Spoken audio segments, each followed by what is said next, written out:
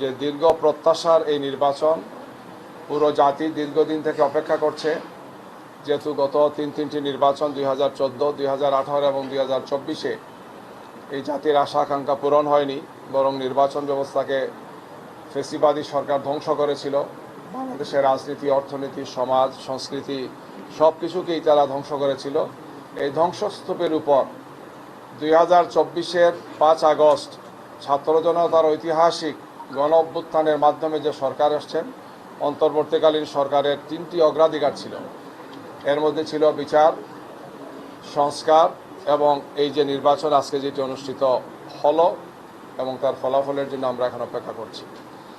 এবং আমরা দেখেছি যে এই নির্বাচনে অংশগ্রহণের জন্য বাংলাদেশের মানুষ আকিস সিমেন্টে তৈরি এ বাড়ি, সিমেন্টে লোহার শক্তি। আয়রন স্ল্যাগ সমৃদ্ধ আকিস সিমেন্ট, সিমেন্টে লোহার শক্তি।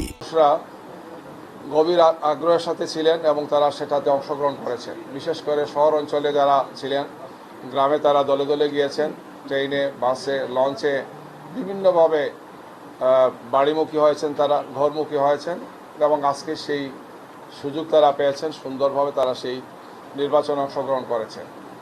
এই নির্বাচনে অংশগ্রহণের জন্য সরকারের কমিটমেন্ট ছিল, নির্বাচন কমিশনের কমিটমেন্ট ছিল।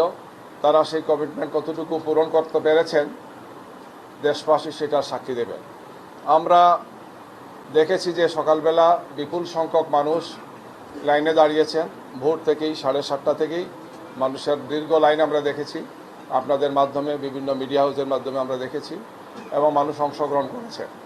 সর্বশেষ নির্বাচন কমিশনের পক্ষ থেকে তারা বলবেন যে কত পার্সেন্ট ভোট মানে ভোটাররা অংশগ্রহণ করেছেন বা কাস্ট হয়েছে গিয়ে। সর্বশেষটা আমরা এখনও পাইনি। যেটা তারা বলেছেন 36,000 সেন্টারের কথা বলেছেন আর 47.something বলেছেন, সেটা পুরোপুরি যখন আসবে তখন বোঝা যাবে। আমাদের জানা মতো 42,500 মতো সেন্টারের রেজাল্ট আমরা পাবো। একটি আসনের যেহেতু ভোট স্থগিত আছে, এই জন্য প্রায় 42,500 সামথিং সেন্টারের রেজাল্ট পাওয়ার কথা। তো এইটা হয়তো তারা ইতিমধ্যেই সম্পন্ন করে আমাদেরকে জানাবে। এখন নির্বাচনের জন্য তারা গণনার জন্য প্রস্তুতি নিচ্ছেন। পোস্টাল ব্যালটের গণনা হবে, গণভোটের গণনা হবে এবং মূল যেটি জাতীয় সংসদের ব্যালটগুলো গণনা হবে। অর্থাৎ 3টি ব্যালট একসাথে গণনা হবে। আমরা এবং দেশবাসী গভীর আগ্রহের সাথে আমরা অপেক্ষা করব যাতে আমরা যথাসময়, দ্রুততম সময়ের মধ্যে আমরা ফলাফলটা পেতে পারি। আমরা মনে করি যে এই নির্বাচনে সবার আন্তরিকতা ছিল, সবাই চেষ্টা করেছেন। এই চেষ্টার ফসল হিসাবে বাংলাদেশের ইতিহাসের একটি অনন্য সাধারণ নির্বাচন হয়েছে, যে নির্বাচনে মানুষের অংশগ্রহণ হয়েছে এবং খুব বড় আকারে কোনো ক্ষয়ক্ষতি হয়নি। তারপরেও অনেকগুলো আসনে কিছু সমস্যা আছে, সেন্টারে সমস্যা আছে, ভোট কেন্দ্রের সমস্যা আছে। আমরা আজকে সকালে বলেছি, আমাদের অন্যান্য নেতৃবৃন্দ এই সমস্ত বিষয়গুলো আপনাদের সামনে তুলে ধরেছেন গিয়ে। বিশেষ করে আমরা দেখেছি যে শরীয়তপুর 2 আসন, কুমিল্লা 8 নম্বর আসন, পটুয়াখালী 1 নম্বর আসন সহ এই সমস্ত আসনগুলো সহ আরও কিছু আসনের অনেকগুলো সেন্টারে আমাদের যারা এজেন্ট ছিলেন, আমাদের প্রার্থীদের এজেন্টদেরকে ঢুকতে দেওয়া হয় নাই। বিভিন্ন ধরনের হুমকি দেওয়া আছে, কোনো কোনো জায়গায় ফিজিক্যালি টর্চার করা হয়েছে, তাদেরকে আঘাত করা হয়েছে। আমাদের যারা নির্বাচনী সাথে যারা সম্পৃক্ত ছিলেন তাদেরকে হুমকি ধমকি দেওয়া হয়েছে।